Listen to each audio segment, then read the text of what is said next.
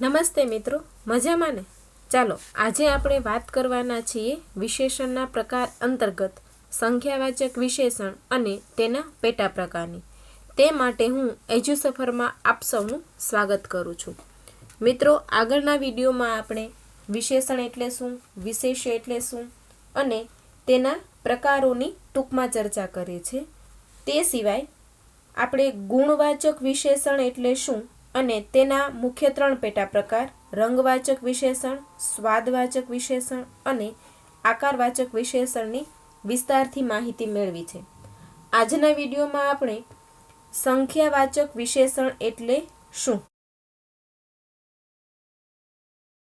અને તે અંતર્ગત નિશ્ચિત સંખ્યાવાચક વિશેષણ. મિત્રો, અહીંયા ધ્યાન આપજો, સંખ્યાવાચક વિશેષણના પણ 2 પેટા પ્રકાર છે. એક તો છે નિશ્ચિત સંખ્યાવાચક વિશેષણ અને અનિશ્ચિત સંખ્યાવાચક વિશેષણ. આજે આપણે નિશ્ચિત સંખ્યાવાચક વિશેષણ અને તેના 5 પેટા પ્રકારો છે. તે માહે તેનો પ્રથમ પેટા પ્રકાર યાની કે પૂર્ણ સંખ્યા દર્શક વિશેષણ અહીંયા સુધીની ચર્ચા કરવાના છીએ. સંખ્યાવાચક વિશેષણ, સંખ્યા એ ઉપરથી જ ખ્યાલ આવે છે કે સંખ્યા દ્વારા કંઈક વિશેષતા બતાવવામાં આવે છે, તેના અર્થનો વધારો થતો હોય છે, તે સંખ્યાવાચક વિશેષણ છે. વ્યાખ્યા શું કહે છે? જે વિશેષણ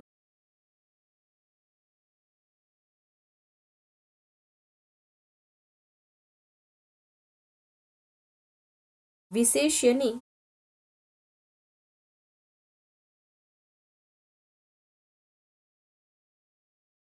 સંખ્યા બતાવી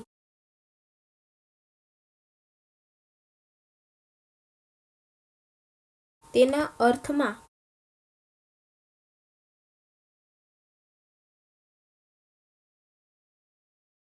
વધારો કરે તેને સંખ્યાવાચક વિશેષણ કહે છે.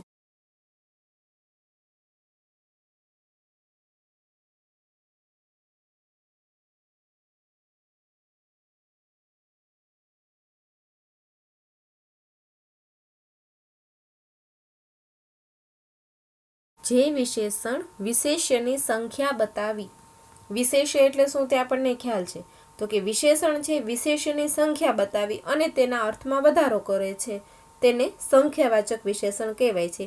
આપણે ઉદાહરણો જોઈએ એટલે ખ્યાલ આવશે કે સંખ્યાવાચક વિશેષણ એટલે શું. વર્ગમાં 30 વિદ્યાર્થીઓ બેઠા છે.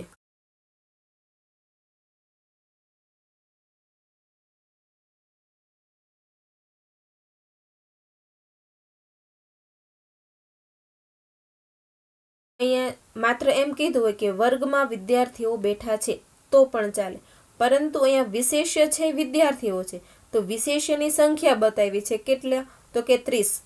વિશેષ્યની સંખ્યા બતાવી અને તેના અર્થમાં વધારો કર્યો છે, માટે 30 છે એ સંખ્યાવાચક વિશેષણ છે. બીજું ઉદાહરણ જુઓ. કેળાની કિંમત 50 રૂપિયા છે.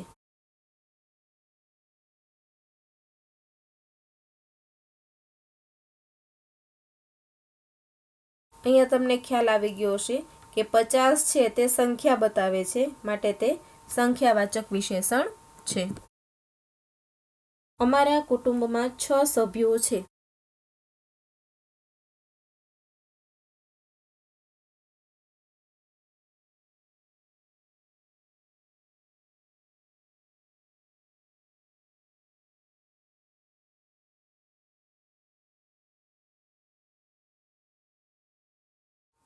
અહીંયા 6 સંખ્યાવાચક વિશેષણ છે. મંદિરના બાંધકામમાં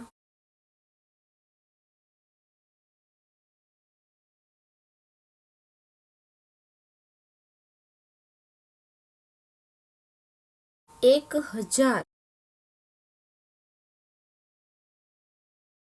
કારીગરોએ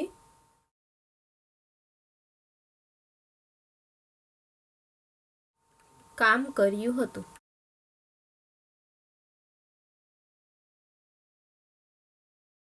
અહીંયા 1000, 1000 અને 1 બંને સંખ્યાવાચક વિશેષણ છે. તો 1000 છે એ કારીગરોની સંખ્યા બતાવે છે, કારીગરો છે તે વિશેષ્ય છે, માટે 1000 છે એ સંખ્યાવાચક વિશેષણ બને છે. અહીંથી મુંબઈ 100 કિલોમીટર દૂર છે.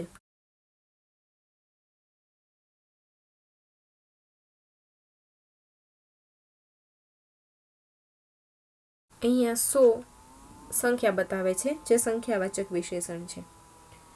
મિત્રો, આમ સંખ્યા દ્વારા કોઈ નામ, સર્વનામ, પ્રાણી કે પદાર્થના ગુણ કે ક્રિયાને બતાવવામાં આવે છે અને એના દ્વારા જ્યારે એના અર્થમાં વધારો થાય છે ત્યારે તે સંખ્યાવાચક વિશેષણ કહેવાય છે. હવે સંખ્યાવાચક વિશેષણમાં મેં તમને આગળ વાત કરી તેમ સંખ્યા નિશ્ચિત પણ હોઈ શકે અને અનિશ્ચિત પણ હોઈ શકે. તો તેના આધારે સંખ્યાવાચક વિશેષણના 2 પેટા પ્રકાર છે, નિશ્ચિત સંખ્યાવાચક અને અનિશ્ચિત સંખ્યાવાચક, જેમાં આપણે આજે નિશ્ચિત સંખ્યાવાચકની ચર્ચા કરીએ છીએ. તો નિશ્ચિત સંખ્યાવાચક વિશેષણ એટલે શું? નિશ્ચિત એ શબ્દ ઉપરથી ખ્યાલ આવે છે કે નિશ્ચિત એટલે કંઈક ચોક્કસ. તો વ્યાખ્યા શું કહે છે? નિશ્ચિત સંખ્યાવાચક વિશેષણ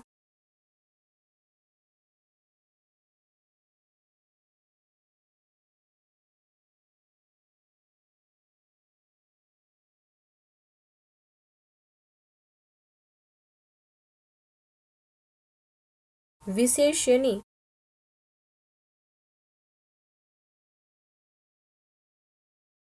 ચોક્કસ સંખ્યા દર્શાવે છે.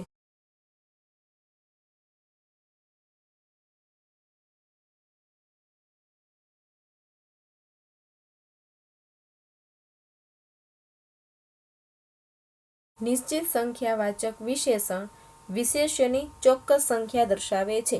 ઉદાહરણો જોઈએ એટલે ખ્યાલ આવશે. 12 કેળા. કેળા છે તે વિશેષ્ય છે, 12 છે એ વિશેષણ સંખ્યાવાચક વિશેષણ છે, પણ 12 ચોક્કસ સંખ્યા બતાવે છે, એની અંદર નિશ્ચિતતા રહેલી છે, માટે 12 છે એ નિશ્ચિત સંખ્યાવાચક વિશેષણ કહેવાય.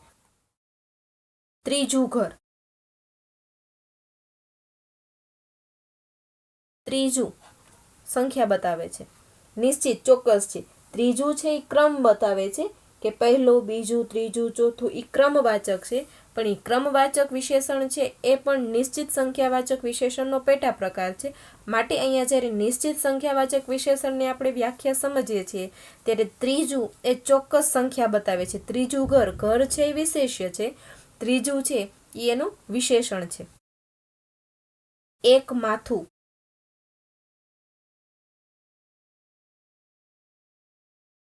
અહીંયા એક છે એ ચોક્કસ સંખ્યા બતાવે છે. હવે નિશ્ચિત સંખ્યા છે અનેક રીતે રજૂ કરી શકાય છે, એટલા માટે તેના આધારે નિશ્ચિત સંખ્યાવાચક વિશેષણના પણ વિવિધ પેટા પ્રકાર છે. એની આપણે આગળ ચર્ચા કરેલી. તે અંતર્ગત આજે આપણે નિશ્ચિત સંખ્યાવાચક વિશેષણનો પ્રથમ પ્રકાર પૂર્ણ સંખ્યા દર્શક વિશેષણ એ જોવાના છીએ.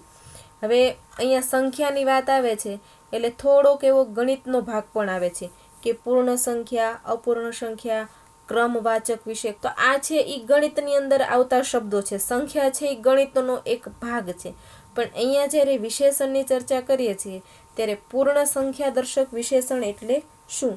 વ્યાખ્યા સમજીએ એટલે ખ્યાલ આવશે. જે સંખ્યાવાચક વિશેષણ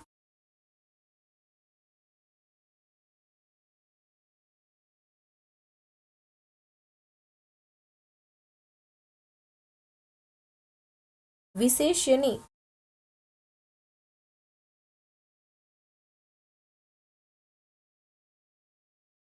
પૂર્ણ સંખ્યાનો નિર્દેશ કરીને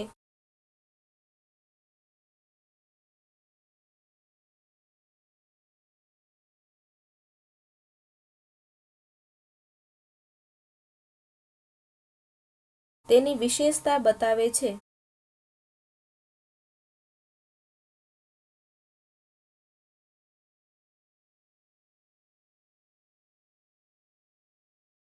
તેને પૂર્ણ સંખ્યાવાચક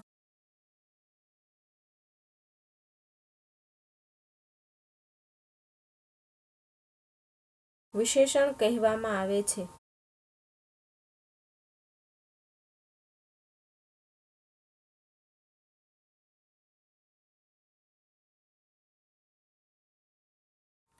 જે સંખ્યાવાચક વિશેષણ વિશેષ્યની પૂર્ણ સંખ્યાનો નિર્દેશ કરીને તેની વિશેષતા બતાવે છે તેને પૂર્ણ સંખ્યાવાચક વિશેષણ કહેવામાં આવે છે. હવે કઈ રીતે પૂર્ણ સંખ્યાનો નિર્દેશ કરે એ અહીંયા ઉદાહરણમાં જુઓ. એક વર્ષ સારું ગયું.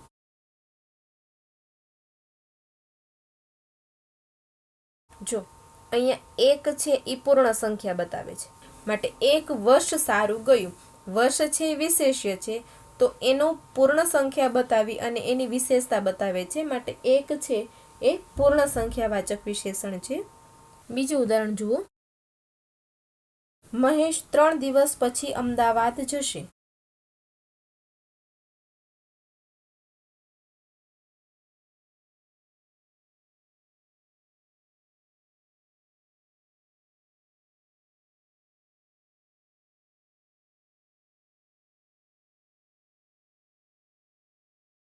અહીંયા 3 છે એ પૂર્ણ સંખ્યા બતાવે છે.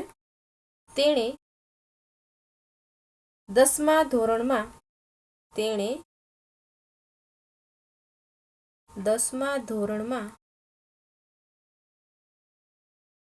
2 ટ્રાય આપી.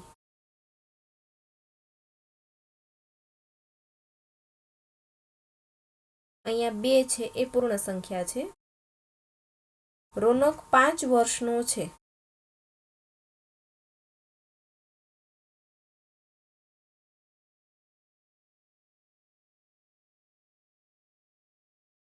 પાંચ છે પૂર્ણ સંખ્યા બતાવે છે. સાબરમતી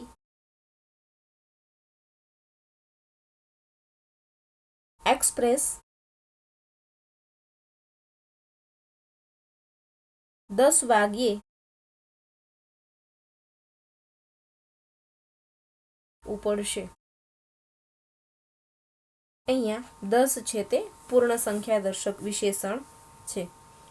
મિત્રો અહીંયા સુધી વાત કરી કે સંખ્યાવાચક વિશેષણ એટલે શું અને તેના 2 પેટા પ્રકાર અંતર્ગત નિશ્ચિત સંખ્યાવાચક વિશેષણ અને તેના પ્રથમ પેટા પ્રકાર તરીકે પૂર્ણ સંખ્યા દર્શક વિશેષણ એટલે શું.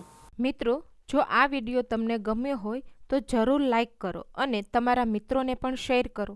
તેમજ જો તમે અમારી એજ્યુસફરની યુટ્યુબ ચેનલ સબસ્ક્રાઈબ ન કરી હોય તો સબસ્ક્રાઈબ બટન પર જઈને ક્લિક કરીને અમારી ચેનલ સબસ્ક્રાઈબ કરો જેથી તમને એજ્યુસફર તરફથી દરરોજના નવા અપડેટ મળતા રહેશે. આ વિડીયો જોવા બદલ આપનો ખૂબ ખૂબ આભાર.